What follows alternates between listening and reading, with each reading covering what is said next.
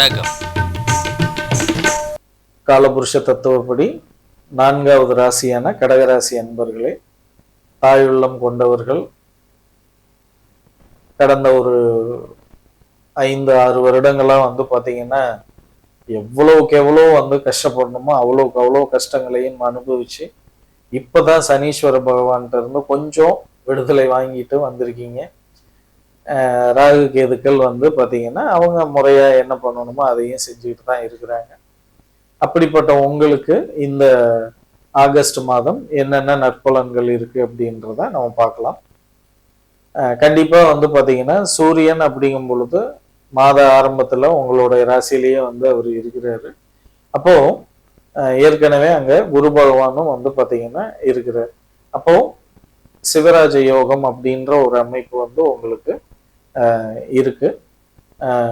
இருந்தாலும் பார்த்தீங்கன்னா உங்களுடைய தனஸ்தானாதிபதி உங்க ராசியிலேயே அமரும் பொழுது கண்டிப்பாக பார்த்தீங்கன்னா உடல் அசௌகரியங்களை கண்டிப்பா கொடுப்பார். அதே போல 17ஆம் தேதிக்கு அப்புறம் 2ஆம் இடத்துக்கு கேது பகவானோட அவர் சேர்வார்.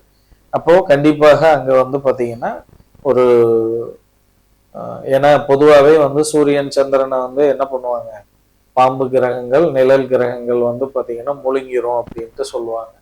அப்போ 2ஆம் இடத்துல இருக்கக்கூடிய கேது பகவான் சூரியன் என்னதான் அவரோட சொந்த வீட்டுக்கு போனாலும் கேது பகவானோட சேரும் பொழுது கண்டிப்பாக அந்த ஒரு கிரகண அமைப்பை உருவாக்குவார்.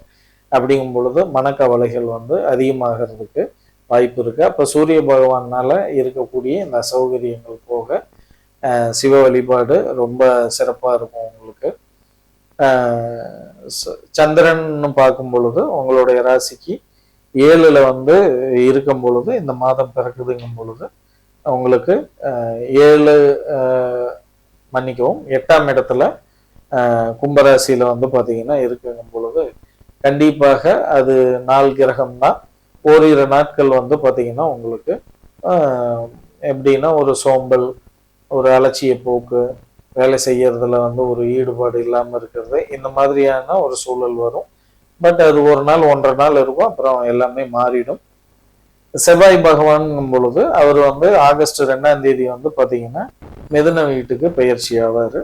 அப்போ 11ஆம் இடத்துல அந்த முதல் ஒரு நாள் பார்த்தீங்கன்னா நல்ல தன லாபம் அப்படின்ற ஒரு அமைப்புல இருப்பாரு. அதற்கப்புறம் பார்த்தீங்கன்னா உங்களுடைய ராசிக்கு 12ஆம் இடத்துல அவர் பயிற்சி ஆகக்கூடிய காலம்.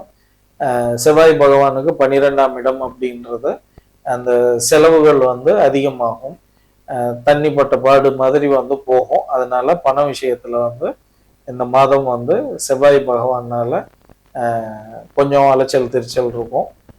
கொஞ்சம் கவனமா பிளான் பண்ணி செய்யறது ரொம்ப நல்லது. புத பகவான் நிலைன்னு பார்க்கும் பொழுது கடகராசிக்கு புத பகவான் உங்களுக்கு 3க்கும் 12ஆம் அதிபதியாகவும் வருவாரு. அவர் பார்த்தீங்கன்னா முதல்ல ஒரு 4 நாட்கள் 12ஆம் இடத்துல இருந்து உங்களுக்கு அசௌகரியங்களை கொடுத்துருப்பாரு. ஆரோக்கியத்துல கொஞ்சம் கவனத்தை கவனம் செய்யறது மாதிரி வைப்பாரு. அதற்கப்புறம் பார்த்தீங்க அப்படின்னா 5ஆம் தேதிக்கு பிறகு உங்களோட ராசியிலேயே அவர் உட்காரும் பொழுது புத பகவான் 1ஆம் இடத்துக்கு ஜென்மத்துல வரும் பொழுது கண்டிப்பாக பிரயாணங்களை அதிகமா வர வைப்பாரு. அப்போ ஆதாயத்தோட தான் அந்த பிரயாணங்களை மேற்கொள்ள இருக்கிறீங்க. அதே போல குரு பகவான் உங்களுடைய ராசியிலேயே ஜென்மத்துல இருக்கிறாருங்கும் பொழுது குரு ஜென்மத்துல வரும் பொழுது கண்டிப்பாக தேவையில்லாததுக்கெல்லாம் பய உணர்வு வரும், சம்பந்தமே இல்லாததுக்கெல்லாம் யோசனைகள் அதிகமா இருக்கும். அதே போல பொருட்களை ரொம்ப கவனமா பாதுகாத்துக்கோங்க. ஏன்னா ஜென்மத்துல குரு இருக்கும் பொழுது பொருள் சேதங்கள் உருவாகிறதுக்கான வாய்ப்பு இருக்குன்றது சொல்லப்பட்டிருக்கு. அப்படிங்கும் பொழுது பொருட்கள் யூஸ் பண்றதுல ரொம்ப கவனம். அதே போல சுக்கிரன் நிலைன்னு பார்க்கும் பொழுது கண்டிப்பாக சுக்கிரனுக்கும் 3ஆம் இடம், ஏன்னா கன்னிராசியில அவர் இருக்கக்கூடிய இந்த காலகட்டம் உங்களுக்கு நிறைய பார்த்தீங்கன்னா சௌக்கியமான ஒரு சூழ்நிலைகளை சொகுசான ஒரு அமைப்புல இருப்பாரு. கூட பிறந்தவங்கனால பார்த்தீங்கன்னா பெண்கள்னால உங்களுக்கு எல்லா விதமான ஆக்கப்பூர்வமான சில விஷயங்கள் நடக்கிறதுக்கு வாய்ப்புகள் இருக்கு. சனி பகவான்னு பார்க்கும் பொழுது அவரு முதல்ல வந்து நம்மளை விட்டா போதும் அப்படின்ற ஒரு அமைப்புல இருந்தவர் இப்போ 9ஆம் இடத்துல இருந்து நமக்கு வந்து ஈஸியா நடக்கக்கூடிய காரியங்களை கூட வந்து டிலே பண்ணி நடத்துறது மாதிரி வந்து பண்ணிட்டு இருக்கிறாரு. பட் இருந்தாலும் வந்து பாத்தீங்கன்னா நம்ம இன்னும் கொஞ்சம் வந்து சிரத்தை எடுத்து நம்ம பண்றது மாதிரி வரும். ஏன்னா 9ஆம் இடம்ன்றது வந்து பாக்கியஸ்தானம், அங்க இருந்து அவரோட பார்வையெல்லாம் வந்து இருக்குங்கும் பொழுது நிறைய நன்மைகள் இருந்தாலும் அந்த காரியங்கள் வந்து தாமதமாகிறதுக்கு வாய்ப்பு இருக்கு. அப்ப முறையா வந்து பாத்தீங்கன்னா வாய்ப்பு இருக்கிறவங்க திருநள்ளாறு போயிட்டு வர்றது ரொம்ப நல்லது. ராகு பகவான் அப்படிங்கும் பொழுது அவர் 8ஆம் இடத்துல இருக்கிறாரு.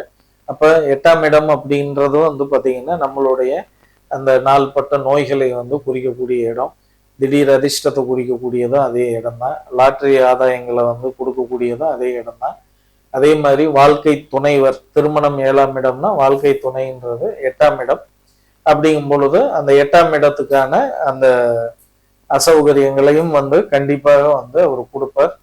தேவையில்லாத வந்து பாத்தீங்கன்னா பீதியாகிறது மாதிரியான சில சூழல்களும் வந்து பாத்தீங்கன்னா வர்றதுக்கு வாய்ப்புகள் இருக்கு. அப்படிங்கும் பொழுது ராகு காலத்துல வந்து பாத்தீங்கன்னா காளி வழிபாடெல்லாம் நீங்க பண்ணிக்கிறது ரொம்ப ஏற்றமா இருக்கும், சிறப்பா இருக்கும். அதே போல வாக்குஸ்தானத்துல வந்து பாத்தீங்கன்னா 2ஆம் இடமான தனஸ்தானத்துல கேது பகவான் இருக்கிறாரு, அதை மறந்துடக்கூடாது. அப்போ தேவையில்லாத வாக்குவாதங்கள், அடுத்தவங்க விஷயத்துல மூக்க நுழைக்கிறது, அடுத்தவங்களுக்கு வந்து கருத்து சொல்றேன்ற பேர்ல கெட்ட பேர் வந்து வர்றது மாதிரியான சூழல்லாம் இருக்கிறதுனால வாக்கில கவனம், பேச்சுல கவனம். அதே போல உடல் அசௌகரியங்கள் வர்றதுக்கான வாய்ப்பு இருக்கு. ஏன்னா 2ஆம் இடத்துல இருக்கும் பொழுது அவரு கொஞ்சம் வந்து ஆரோக்கியத்துல கை வைப்பார். அப்படின்றதுனால இந்த மலச்சிக்கல் இந்த மாதிரியான விஷயங்கள்லாம் வந்து வர்றதுக்கு வாய்ப்பு இருக்கு. ஏன்னா ஆசனவாயு தான் கேது பகவான். அப்படிங்கும் பொழுது கழிவுகள் வெளியேறக்கூடிய இடங்கள்ல எல்லாம் வந்து அசௌகரியங்கள் வரலாம். நேரத்துக்கு சாப்பிடுங்க, நல்ல ஆரோக்கியமான உணவுகளை சாப்பிடுங்க. தரம் இல்லாத உணவுகளை சாப்பிட்டீங்கன்னா மலச்சிக்கல்லாம் வர்றதுக்கான வாய்ப்புகள் நிறைய இருக்கு. ஆகவே கடகராசி அன்பர்களே, உங்களுக்கு இந்த மாதம் வந்து பாத்தீங்கன்னா புதனும் சுக்கிர பகவானும் உங்களுக்கு எல்லா விதத்திலையும் வந்து ஏற்றங்களை வந்து அலைச்சல் திருச்சல் இருந்தாலும் நல்ல ஆதாயமான விஷயத்தோட தான் வந்து நீங்க அலைய போறீங்க. மற்ற விஷயங்கள் எல்லாமே வந்து தடை தாமதங்கள், ஆரோக்கியம் குறைபாடு இதெல்லாம் குறையறதுக்கு பக்கத்துல இருக்கக்கூடிய சிவன் ஆலயங்கள்ல வழிபாடு வச்சுக்கோங்க. மகாலட்சுமி வழிபாடு வச்சுக்கிட்டீங்கன்னா உங்களுக்கு இன்னும் வந்து நிறைய வந்து பாத்தீங்கன்னா மாற்றங்கள் வர்ற அளவுக்கு தான் இந்த மாதம் வந்து இருக்கு. நம்ம சொல்லக்கூடிய பலன்கள் எல்லாமே பொதுவான பலன்கள் தான். மற்றபடி வந்து உங்க சுய ஜாதகத்திலையும் வந்து நீங்க ஆராய்ஞ்சு பார்த்துக்கிறது ரொம்ப சிறப்பா இருக்கும். அன்பார்ந்த கடகராசி அன்பர்களே, இந்த மாதம் இனிய மாதமாக அமைய வாழ்த்துக்கள். நன்றி.